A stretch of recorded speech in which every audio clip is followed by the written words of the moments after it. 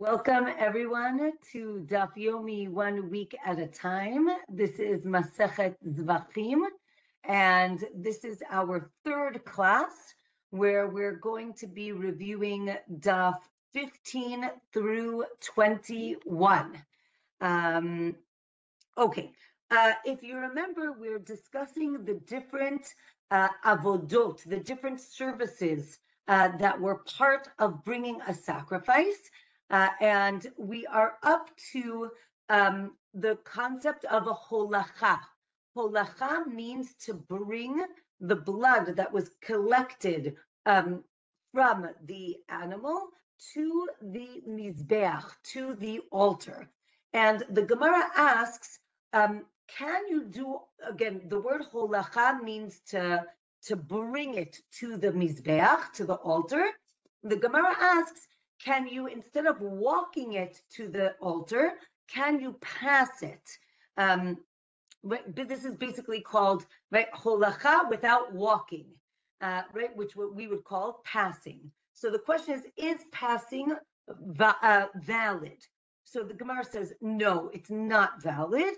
And then the question is, can you fix it? Let's say you did pass it. What can you do? So one opinion is you have to go back to where you started from and then bring it to the mizbeach again. Or you can pass it to a valid person. Maybe the passing was to an invalid person, but maybe you can pass it to a valid person, and that valid person can bring it to the altar. Another opinion is that passing invalidates the sacrifice and you cannot fix it. Once you do that, then you've invalidated the sacrifice. What happens if the blood spills? Right? Let's say the person trips and it spills on the floor. So the Gemara teaches that you can actually scoop it up and put it back in the vessel, what's called the kli sharet, into the sanctified vessel. Now, the Gemara says, wait a minute, if it spills and part of it, spills towards the mizbeach, so then I again have holacha, right? It's going towards the mizbeach, but nobody walked it there. So the Gemara says, okay, so we create a case where it only spilled away from the mizbeach, and then you scoop it up, and then a person brings it to the mizbeach. So we actually say that there is, as we've seen, a machloket, if passing is seen as valid holacha, and then it's based on the machloket if a holacha itself is an essential part of the temple service. So the Gemara says, well, everyone agrees that if the kohen needs to walk a long distance, so then walking is essential because he has to go from where he collected the blood to the altar.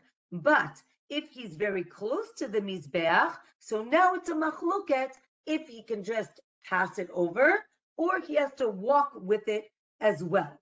Okay, so then again, as we said, maybe they argue about a long walk, but everybody agrees that if you have a short distance, that if you had improper intent during holacha, it does invalidate the korban, the sacrifice. Let's say a non-kohen brings the blood to the mizbeach, to the altar. Non-kohen is called a zar. Zar literally means stranger, but here it means someone who is a stranger to the temple, right, to the Beit HaMikdash. Only a kohen, a priest, can bring the blood.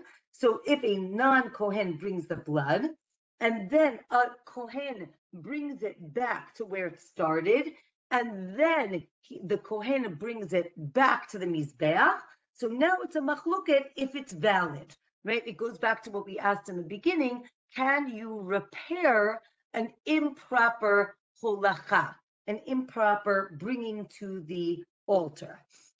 What if we do the opposite?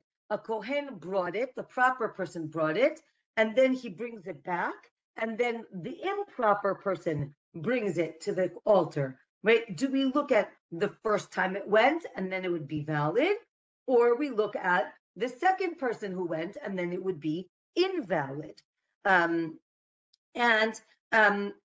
as we said, if the kohen goes to the place that he needs to go, so then if he has improper intent during that walking, it will affect the sacrifice, the korban, and if not, then no. And with that, we finish the first chapter of Masechet Zevachim.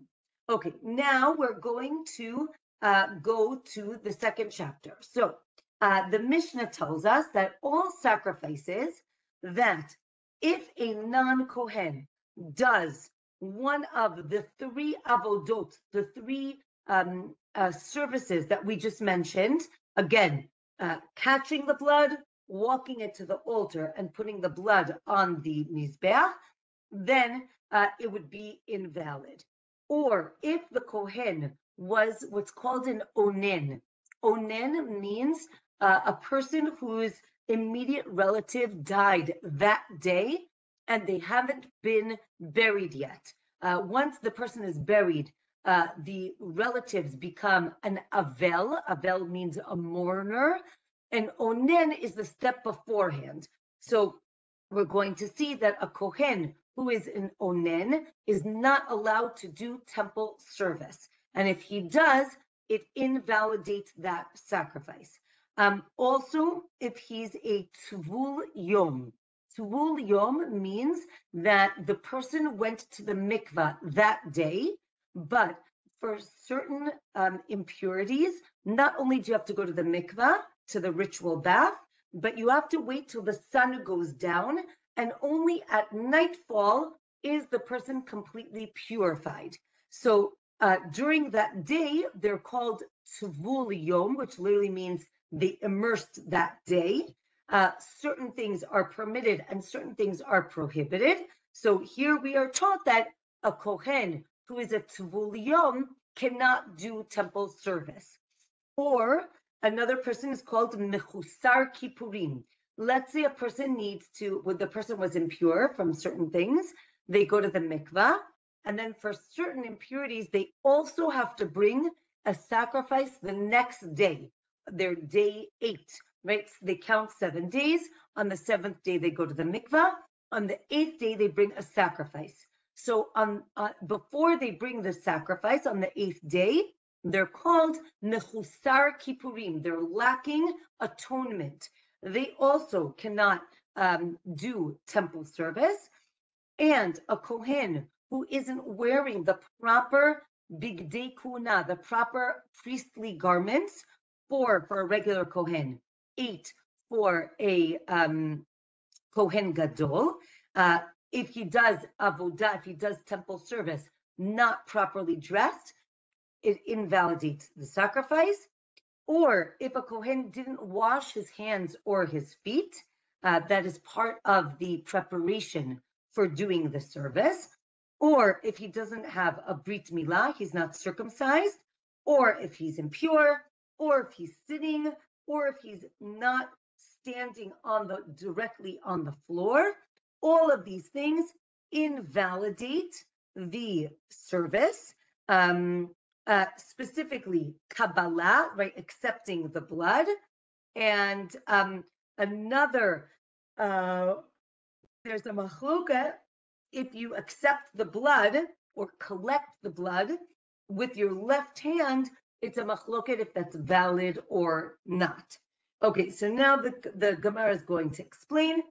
The Torah tells us that the Kohanim must be separate from the Jewish people. What does that mean? So it's speaking about their impurities and that it affects the Kohanim.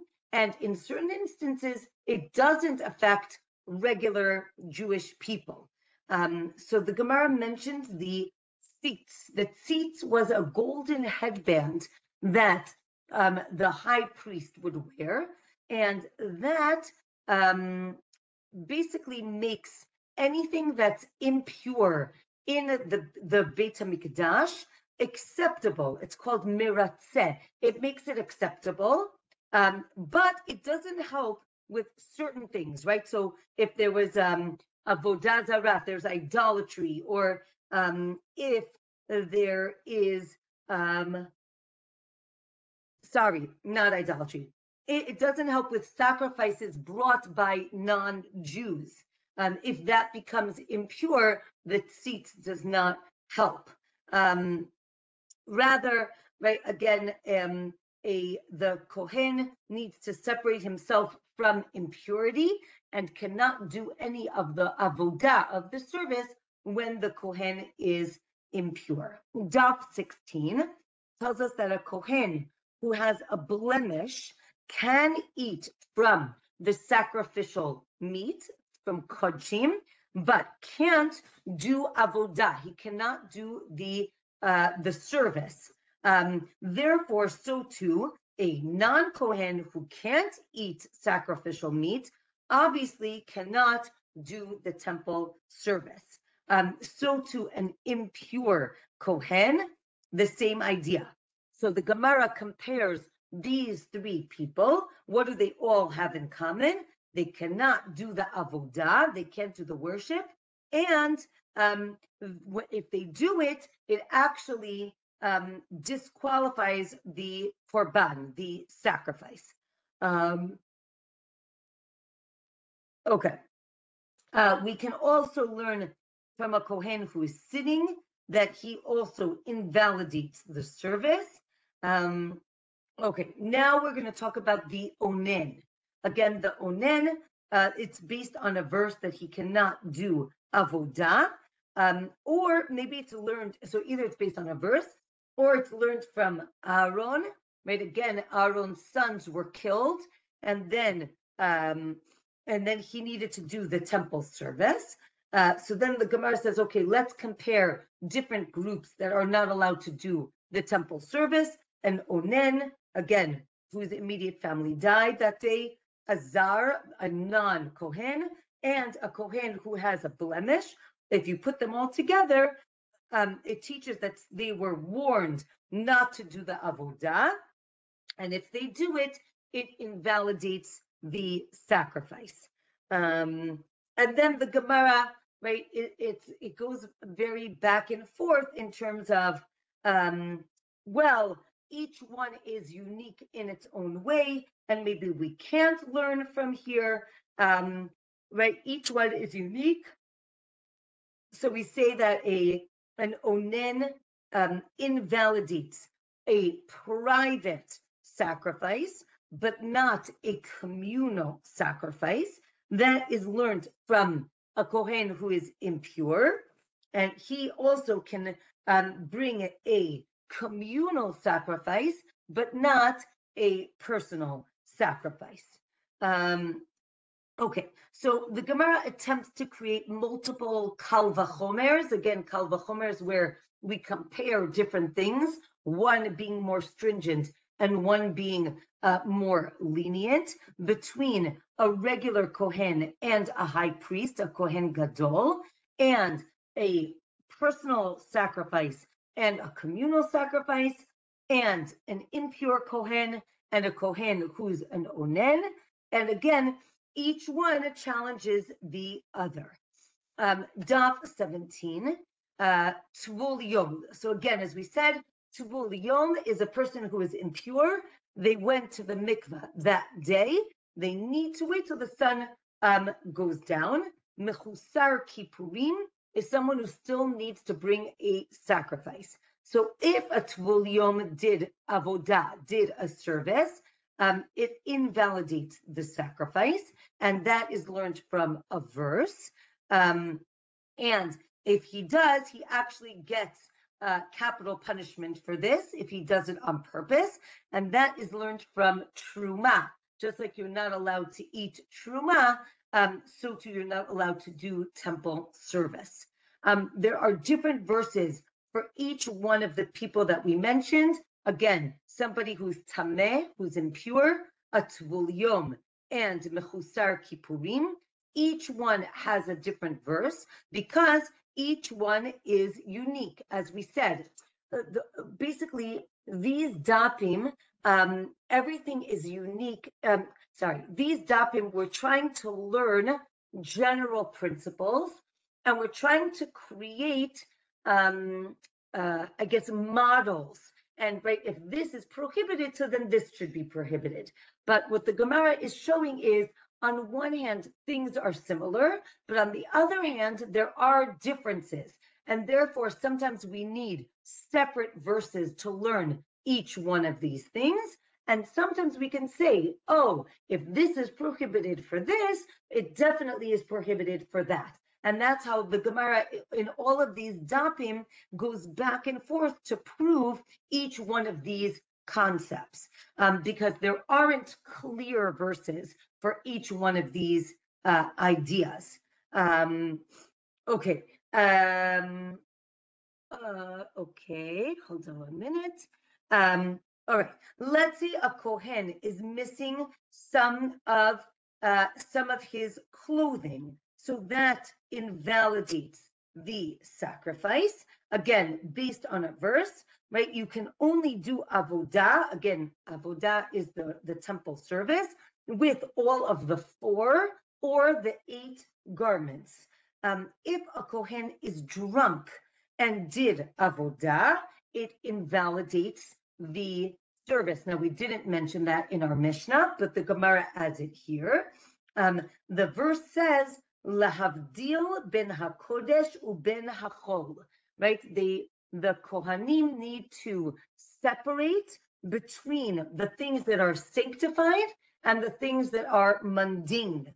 And if you can't tell the difference because you're drunk, then that would make the service invalid.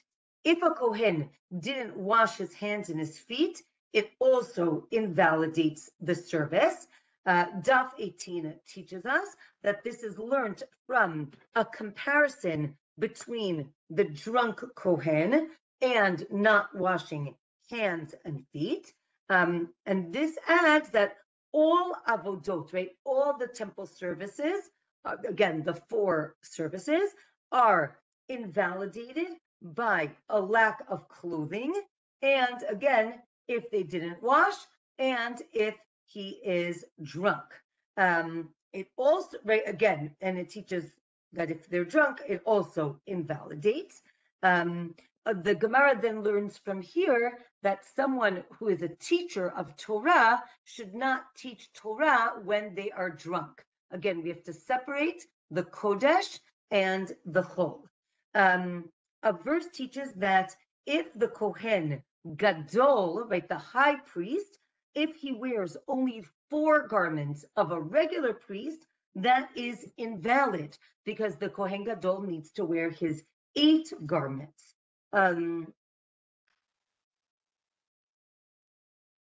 So too, if a regular Kohen wears 8 garments, that is also invalid. Okay, so since we're talking about the clothing of the Kohen Gadol, since we're talking about the clothing of the Kohen Gadol, the Gemara teaches that if the clothing of the Kohen Gadol is loose or like bunched up or raised up or worn out, so then that's okay, and they did avodah, that's okay. But if they wear 2 sets of pants, 2 belts, or 1 less or 1 more of the garments, or had a bandage that separated right between the skin and the clothing, or if the clothing is dirty or ripped, so then it's invalid. Another idea is that if the clothing is lifted up, so then it's also invalid. If you use the belt, so if the clothing fit him and then he puts on a belt, that's okay. But if the clothing was too short or too much, then it is invalid. Right? We learn this also with tzitzit. Right? Tzitzit are a 4-cornered garment, and right, not 3 and not 5, meaning anything that has a certain number, that is the number that you need, and you cannot add a different number, right? You can't add a garment or add a corner. That's not okay. And then the Gemara talks a little bit more about tzitzit, that you don't have to put your tzitzit on your garments that you wear at night, meaning pajamas, right? It says uri'item otam. You have to see them. So if you can't see them, right, at night, again, this is before light, electricity. So clothing you don't see, right? So therefore you don't need tzitzit on it. However, a blind person, again, you'd think maybe a blind person doesn't need tzitzit because he can't see it. But we said, no, other people can see it. So therefore, a blind person has to wear tzitzit. It says that the kohen, his clothing is made out of bad. Bad, the pants have to be made out of linen. It has to be new. It has to be made out of 6 strands. You can't wear other clothing with it, right? Bad as in levad, alone. It has to be alone. Right? It's linen. It actually comes from the ground. It grows. It's flax. It grows one at a time from the ground. This is learned from a verse in Yechezkel. Again, that pishtim, that it has to be linen. When you put on the belt, it cannot be in the area where you sweat. It has to be opposite your elbows, which basically is your waist, not higher and not lower. Daf 19 has a fascinating story of Huna bar Natan, who stood before a Persian king, and his belt was too high. So the king gets up and fixes his belt and says to him, "You are supposed to be a nation of priests, right? Mamlechet kohanim v'goy kadosh." And he basically is saying, right, you should act like it, right? Or you should dress like it. I think it's a fascinating example of, the importance of looking proper. And therefore, right, the Persian king gives some rebuke, teaches this person how to dress appropriately. I just love it because I think many times when we talk about dress, it's usually, I guess in the religious circles, it's usually focused on women, right? Women need to be wearing appropriate dress, but I love that the examples given in the Gemara are men or rabbis or people who are dignified, and they need to dress in that way. So I love that. Okay, a kohen who gets injured in the Beit HaMikdash, he can wrap it up with a reed, but he cannot do that on Shabbat outside of the Beit HaMikdash. But you're not allowed to cause yourself to bleed. That is actually a biblical prohibition. We will learn later on that rabbinic prohibitions are suspended in the Beit HaMikdash, in the temple. But we haven't learned that yet. You're allowed to wrap it with a reed, but not with a leather bandage, because it's seen as another garment. Or maybe it's not seen as another garment, but right, we don't wear garments on our hands, but maybe it's seen as what's called a chatzitzah. Chatzitzah or chatzitzah is something that blocks, right, the clothing from touching the skin, and therefore it would be problematic. Then we make a distinction. If it's on your body where your clothing is, so then even the smallest thing would be a chatzitzah, like a barrier. Any other place that is usually not covered, your hands or your face, so then the minimum I would say under this amount would not be a chatzitzah. It's seen as not important. What is the shiur? What's the amount? 3 by 3 fingers, right? So if you make like a box of 3 by 3, I guess I'll do like this, 3 by 3. So then that is the minimum amount. If it's less than that, it's not considered significant, and then it would be okay. Okay, now we have 8 questions about chatzitzah. What if, and spoiler alert, we don't necessarily have answers to all of these things. Also, the question is either about chatzitzah, Tosfot says the questions are about chatzitzah, again, barriers, or Rashi says maybe the issue is it's seen as another garment, right? If I put something on my arm, it's almost like I have a second sleeve, and that would be problematic. So question number 1, what happens if when the kohen is doing the avodah, the wind blows his clothing, like not off of him, but it's not touching him, right? It kind of blows it up. Is that seen as he's still wearing the clothing, or is it seen like it's not wearing the clothing? Let's say there's a louse, right? Like one lice. Is that a chatzitzah? Maybe, well, if it's dead, it's for sure a barrier. What about if it's alive? What about dirt?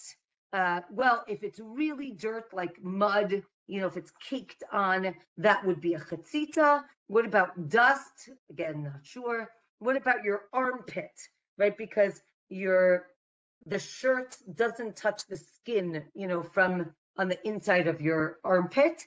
So is that a problem? What about your own hand? Let's say you put your hand in between your skin and the clothing. Is that a problem? What if you have a thread hanging off of the garment? What if the kohen's hair, right, goes down into his clothing? Is that a chatzitzah? What about tefillin, right? Would that be a chatzitzah, right? Because they're wearing an avnet, the hat. So the Gemara actually answers that tefillin, maybe at night, because you're not supposed to put it on at night, so then it would be a barrier. During the day, maybe it's also a barrier, or maybe because it's a mitzvah, it is a barrier, or maybe it isn't a barrier. And then the Gemara says that tefillin on the arm is a barrier because it's between the sleeve and the arm. But tefillin on the head is not a barrier because actually the tzitz went under and the hat went over, so that there was exactly enough room for the tefillin to sit on the kohen's head. Okay. We said, again, mechusar kippurim, the person who still needs to bring a korban. If he does avodah, he invalidates the korban, the sacrifice. This is based on a verse of the yoledet, of the woman who gave birth and has to bring a sacrifice. Okay, washing hands and feet. So we're going to see, right, that the kohanim every day need to wash their hands and their feet. If the kohen gadol didn't wash his hands and his feet between different avodot, it does not invalidate the sacrifice, but the kohen, a regular kohen, or the kohen gadol, who didn't wash his hands and feet in the morning, that invalidates the avodah, right? So again, we're going to see in a minute, and the Gemara says it here. Every priest who is on duty in the Beit HaMikdash needs to wash their hands and feet in the morning when they get to work. That is the first thing that they do. And there are 5 immersions and 10 washings of the Kohen Gadol on Yom Kippur. Also, it was amazing because we literally did this daf on Yom Kippur. So the Kohen Gadol, again, it goes into the mikveh 5 times and washes his hands and feet 10 times throughout the day of Yom Kippur. How do they wash their hands and their feet? So one opinion is the Kohen puts his right hand over his left hand, and then he puts, and then, wait a second. Sorry. One option is he puts the right hand over the right foot and the left hand over the left foot, and then washes it like that. Or the other option is one hand on top of the other and one foot on top of the other, and then he washes all of them at the same time. And then the Gemara says, wait a minute, how are you going to do that? That's, you have to balance. So they said, oh, maybe someone supports them from one side, like they wash. And we learned that you have to stand when you wash your hands and your feet. You cannot sit down. Okay, the Kohen does not need to wash his hands and feet at night if he washed it already that day. Now, this is something that's very important to recognize, that in Judaism, the day, right? The night comes before the day. However, in the temple, in the Beit HaMikdash, the day starts in the morning, meaning the sacrificial service starts in the morning and continues into the night, meaning the sacrifices of that day, their inner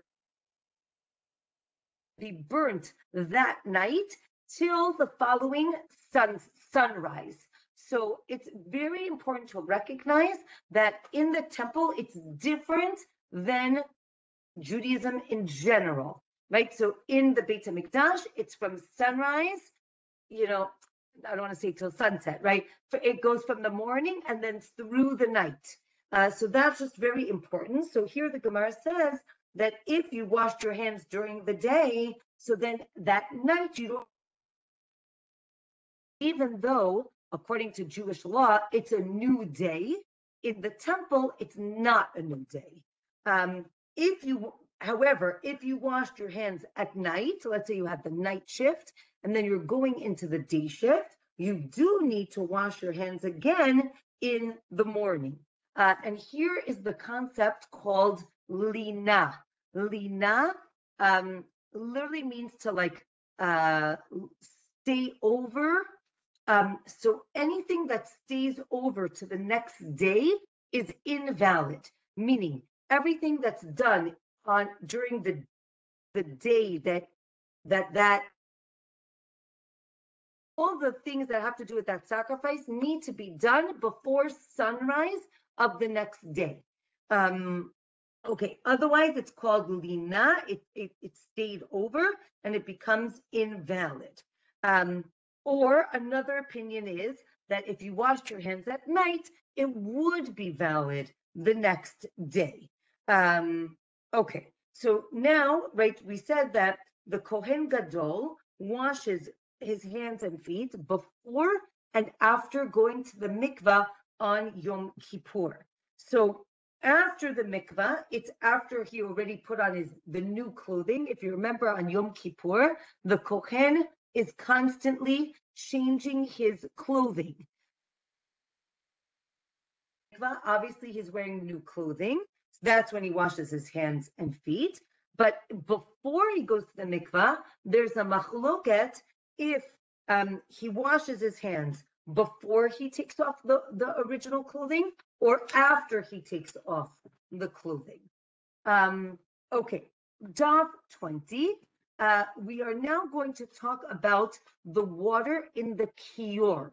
Okay, the kiyor was a basin that held water in the Beit HaMikdash. And the Gemara tells us that the water is not allowed to stay overnight in the kiyor, in the basin, right? And is it considered lina? Again, is it seen as was stayed overnight?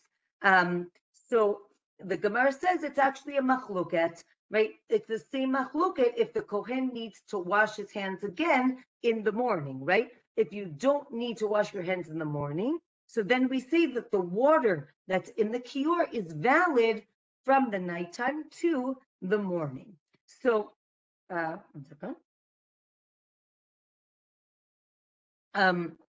The Gemara discusses that they used to submerge the entire kiyor into a bore, into like a cistern that was on Harabait, that was on the Temple Mount, and they would submerge the whole thing in so that, and then like cover it so that the kiyor, the water was like not out all night, valid in the morning. Then the Gemara discusses what the kiyor looked like. So it had, originally it only had a few spouts. It only had 2 spouts, but they speak about a person who donated money, and they actually made 12 spouts around the basin, the kiyor, so that all the kohanim can wash at the same time. Again, the kiyor was made out of nechoshet, copper, and there was something called the muchni. The muchni was a mechanism, like muchni, mechanism, with like pulleys that would lower the kiyor into this cistern. Okay, so now the Gemara talks about the avodah. Here, I brought you some pictures. Hold on a minute.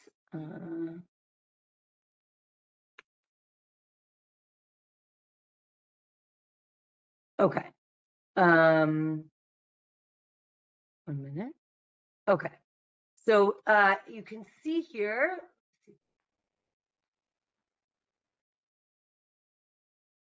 Oh, that's a little too big. Here. Okay. So if you can see, this is at the top. Okay, so just orient yourself. I like when north is at the top, but here west is on the top, east is on the bottom, meaning when you enter the Beit HaMikdash, you walk east to west. So from like the bottom of this picture to the top of the picture, to the right is north, to the south, to the left is south. We're going to see in a minute that the sacrifices needed to be the animals of the altar. And here on Yom Kippur, the Kohen Gadol brings his ox, his par, and he stands it between the ulam. The ulam is the building, the sanctuary, which here is on the top of the picture. So he's between the ulam and the mizbeach and the altar, which is at the bottom. And the par, the ox, faces south, right? So north-south, right? But his face is towards the south. But he has to fit, the face itself has to look west towards the ulam. And then the kohen stands to the east, which is, here it's under, right? So like, closer to the altar, and the kohen faces west. So now there's a machloket. Hold on. Just make it a little bit bigger. Okay. Look at this side. Okay, this picture first. You see where it says A, B, and C. Okay, so we have a machloket. What is considered north of the mizbeach? Again, north is to the right in this picture. So one opinion is that only B, the area B, can you see? Well, you can see it. There's not big enough. Okay, so area B, one opinion is only area B is considered north of the altar because it is literally north of the altar. Another opinion would include A, meaning between the altar and the sanctuary is also to the north, is also considered north, and therefore you can slaughter the animal. And another opinion is even in area C. Now, area C is divided into only where the Kohanim, right above, you see if there's like a dotted line, everything to the west or above that line is where only Kohanim can go. Everything below that line is where Yisrael, meaning non-Kohanim, could go. So one opinion is you can even slaughter over there in C. As we learned, a non-kohen is allowed to slaughter the animal, the korban. So these are, this is the opinion. But everybody, this is the machloket, but everyone agrees here on this picture, hold on, that the shaded area is not considered north of the mizbeach. As you can see, it's to the right, it's like behind. It's not is, and everybody agrees that that is not valid. Okay, that was it for the pictures for today.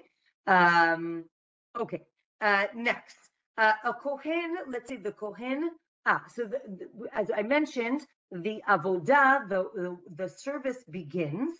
The kohen washes his hands and his feet, and the first thing that's done is called trumat hadeshen. Trumat hadeshen is where the kohen goes up to the altar, takes a scoop of the ashes, and puts it on the floor on the bottom of, on the southeast corner of the mizbeach. And there was the Mishnah explains that there was a miracle that those ashes get like absorbed into the floor of the Beit HaMikdash, even though it was supposedly stone floors. So this is done before. So now, if you remember, we discussed that if you wash before sunrise, maybe you have to wash again. So here the Gemara says that he does not need to wash again after he does this, because he did the washing for the day. Even though his day happens to start before sunrise, he's still washing for the day, and therefore it is valid.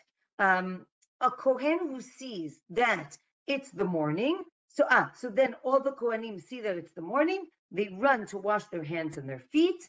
And again, this could be new kohanim who are just getting on shift, and that's why they're washing.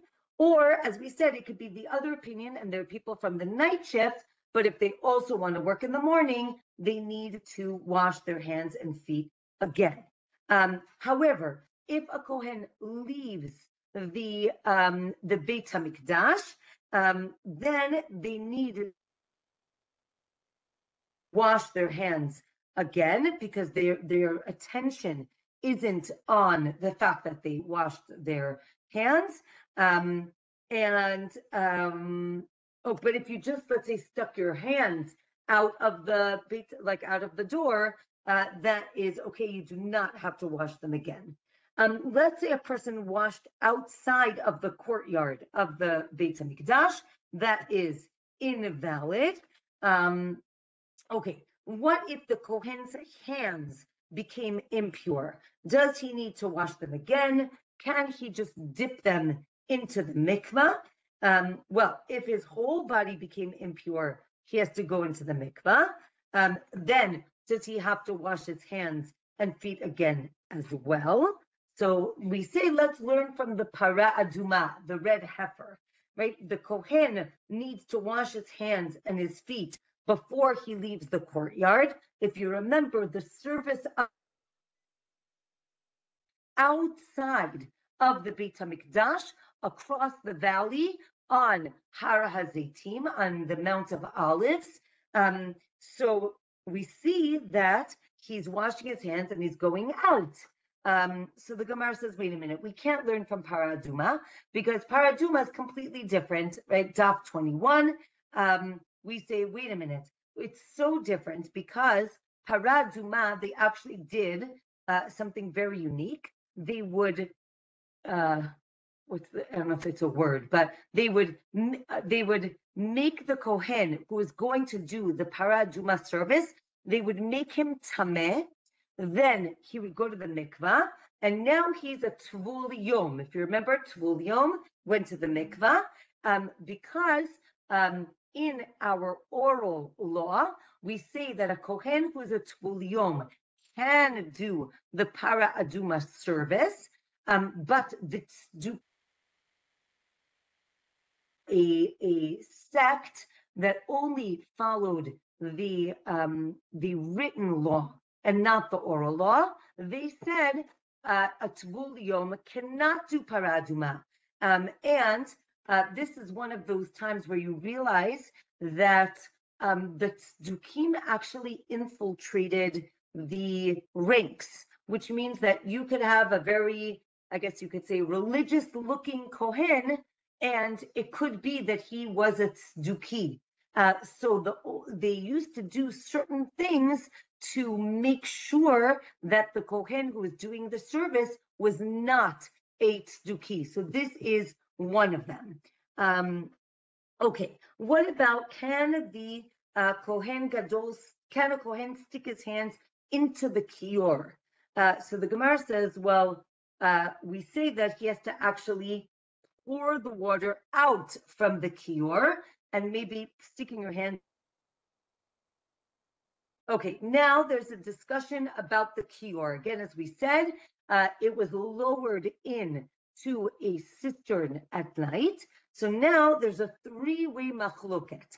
If a kohen wants to use the water in the kiyor for the morning, then the kiyor needs to be in that cistern, meaning down in the water, by sunset of the night before. And if he wants to use it at night, so then you can't use the same water the next day, meaning there is a concept of lina, that it becomes invalidated if it goes over to the next day. That's opinion number one. Opinion number two, or it only becomes invalid by the morning, meaning if it's up at night, but you put it down before sunrise, then it's okay. Opinion number three, it needs to be in, and once it comes out at night, it can be used for the night, but as we said, it cannot be used in the morning. Now, this seems to be like the first opinion. So the Gemara says, what's the difference? So the Gemara says that opinion number one actually says that you really could, even if it was out at night, you really could use it in the morning. But opinion number three is that you could not, meaning there's a decree, a gzira, that we're nervous you're going to forget to put it back in at night. Therefore, you have to put it in from sunset. Okay, and as we said, the person who does trumat hadeshen, there's a machluket if he needs to wash again in the morning. Okay, so the Gemara then describes how you can almost like imagine, like it's super quiet right before sunrise in the Beit Mikdash. All the kohanim are sleeping. Everyone is sleeping, and then all of a sudden you hear a really loud noise. What's the noise? The noise is the mechanism of the kiyor coming up for the kohen who's about to do the trumat hadeshen. So this shows that it was actually down the whole night, and he raises it up. Or maybe the sound is the kiyor going back in. And they were saying that the noise was very important because it was almost like an alarm clock for all the other kohanim. This actually would wake up the kohanim, and that's how they would begin their day. Okay, I think we're going to stop here for today because we'll just continue, and maybe next week, Be'ezrat Hashem, maybe we'll learn from the in my sukkah. But again, If anybody has any questions, I'm happy to answer any questions. I see Ilani asked, the kiyor waters need to be still for a certain amount of time. No. So it wasn't about the amount of time that it was down in the cistern. It was just a matter of either nighttime, like if you wanted it for the morning, then the water had to be in for the night, or it was literally between, like, I guess from nighttime to sunrise. Like when it was sunrise, it needed to be down, and then they could pull it up. So that was the machloket. It wasn't about an amount of time. It was about overnight, and you can interpret overnight in different ways. So that's the. I'm glad you clarified that. Thank you so much. Just made me think back all the time where they were checking water being still to be used for certain things in the kitchen or other sorts of things that would need still water, cool water, stuff like that. And I thought it might be related. Right. There is a concept of like not leaving water uncovered overnight. But it's more about snakes. The nighttime. It's not the dangers of night and the things that creep and crawl around the house. Not so much in terms of numbers of hours. Yes. Excellent. Questions? Yes. I just wanted to say that I'll give you a little story, a little background. When I was in seminary, we used to do volunteer work. So one of the things that we did was we went to this elderly woman. Actually, her husband learned in Mir Yeshiva in Shanghai, and she was a widow, and she had all these different funny things to say. She said, I have one tooth left, so I can have a toothache. But anyway, one of the things she said was that, you should, when you girls will get married, you should make sure you always wash your husband's clothes. He has to be in clean clothes because he is representing the Jewish people, and he has to be presentable. And he can't have clothes. And unfortunately, after my mother passed away, I noticed that my father, his shirt had a stain on it. And I quoted this Rebbitzin, and I said to him, Abba, you have to look presentable. You can't do this, So he looked at me like I fell off the moon. He didn't know what I wanted from him, but I think later he figured it out, but because it didn't happen again. Excellent. Yeah.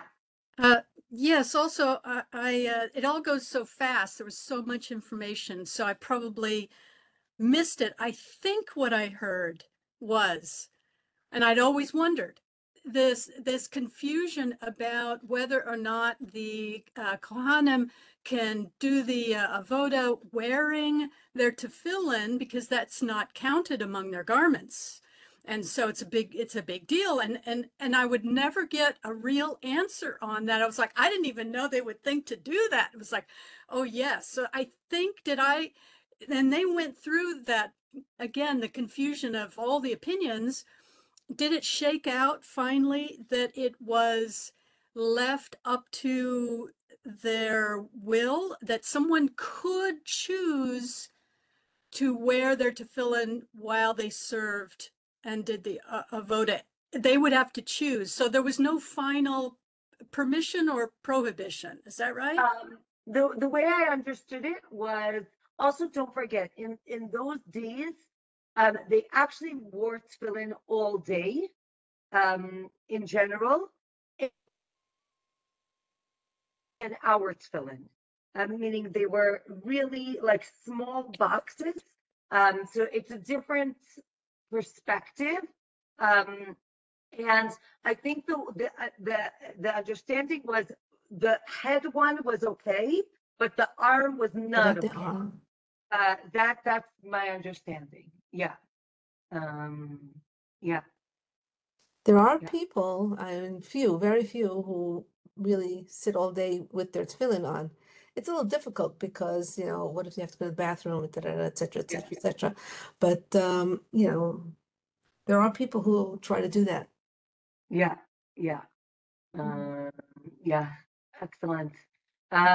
Okay, well, thank you so much. I hope everyone had a meaningful Yom Kippur. Thank you. And Be'ezrat Hashem, I hope wish everyone a Sukkot Sameach, Chag Sameach, and Be'ezrat